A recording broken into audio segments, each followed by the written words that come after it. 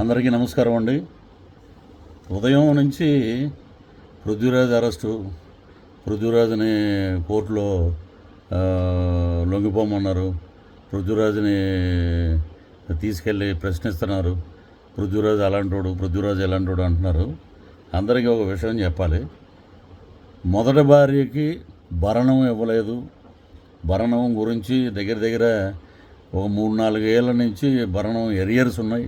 ప్రతి నెల 10వ తారీఖున కట్టాలి, కట్టట్లేదు. అందువల్లే కోర్టు ఇష్యూ చేసింది అరెస్ట్ వారెంట్ అని చెప్పారు. ఏమంటే అసలు చాలామంది అసలు నిజంగా ఈ చిన్న యూట్యూబ్ ఛానల్స్ కానీ ఇతరత్ర మీడియా వారు కానీ అసలు విషయం తెలుసుకుని పృథ్వీ గారు ఏంటని అడిగితే నేను వివరంగా చెప్పేవాడిని. న్యాయస్థానం పరిధిలో ఫ్యామిలీ కోర్టులో ఈ మ్యాటర్ కొన్ని సంవత్సరాల నుంచి జరుగుతుంది. సో దానికి సంబంధించి వారు ఒక అమౌంట్ చెప్పారు. ప్రతి నెల amount till up to date ఇప్పటి వరకు ప్రతి నెల హైకోర్టులోకి వెళ్ళిపోతూనే ఉంది అకౌంట్లోకి. కట్టకుండా పృథ్వీరాజ్ ఎక్కడ ఉన్నాడు? ఏది పడితే అది మీరు ఆ పృథ్వీరాజ్ అలాంటోడు, పృథ్వీరాజ్ ఇలాంటోడు క్యారెక్టర్ అసోసియేషన్ చేయవలసిన అవసరం లేదు. కోర్టు పరంగా నేను కోర్టు ఇచ్చిన చెప్పినట్లు ప్రతి నెల నేను పే చేస్తూనే ఉన్నాను. సో మీరు తెలుసుకోవాలి కదా విషయం. మీరు ఏది పడితే అది రాయొద్దండి దయచేసి. నేనేంటంటే మా హైకోర్టుకు సంబంధించిన లాయర్స్ని కూడా కనుక్కున్నాను.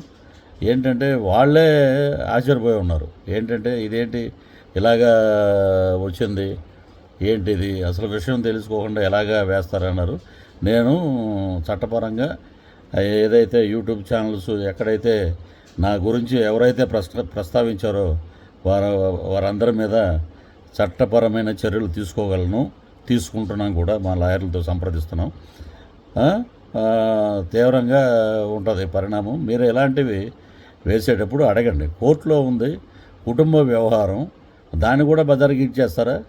అక్కడ కట్టవలసిన భరణం ఎంత ఉంది, దానికి ప్రతి నెల ఎంత కట్టాలి అనే కోర్టులు కూడా మీరేనా? దీన్ని బట్టి ఒక మనిషిని ఎలా పడితే అలాగా క్యారెక్టర్ అసోసియేషన్ చేయకండి. క్యారెక్టర్ని దిగజార్చే ప్రయత్నం మానుకోండి. కాబట్టి నేను మాట్లాడేది ఒకటే, న్యాయపరంగా కోర్టు ఏదైతే చెప్పిందో దాని ద్వారా నేను కడతానే వెళ్తున్నాను. టిల్ ఈరోజు జూన్ వరకు జరుగుతూనే ఉంది. కాబట్టి మీరు నిజాలు తెలుసుకొని మాట్లాడండి. నేను ఇంతకు మించి ఇంకెక్కువ ఏం మాట్లాడను. ఏది పడితే అది రాయకండి దయచేసి. పాత్రికేయ మిత్రులు అందరూ నాకు మంచి మిత్రులు. నన్ను అడిగితే నేను చెప్పేవాడిని ఏంటనేది.